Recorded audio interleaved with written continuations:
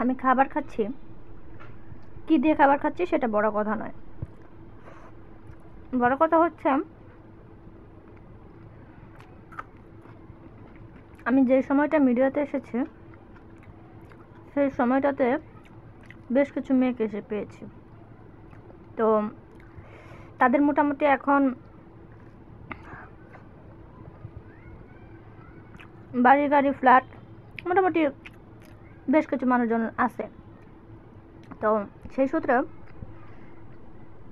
আমাকে কিছু মানুষ মাঝে মাঝে প্রশ্ন করে, তুমি অভিনয় ভালো করো, মোটামুটি খারাপ না, হাইট বডি ফিটনেস সব কিছুই ঠিক আছে, বা তোমার যে পরিচিতি আছে ভালো পরিচিতি আছে, কিন্তু তুমি এখনো ভালো কিছু কেন করতে পারোনি? বা তোমার সাথে মেয়েদেরকে দেখি মার্সিডিজ গাড়ি নিয়ে ঘুরে, নিজস্ব ফ্ল্যাট হয়ে গেছে, কিছুদিন পর পর বিদেশে ট্যুর দেয়, তো তোমার কমতিটা কিসে? কথাটা শুনে হেসে উড়িয়ে দিই। কেন জানেন? সব কথার উত্তর দিতে হয় না, আর সবার জন্য সব কিছু প্রযোজ্য না।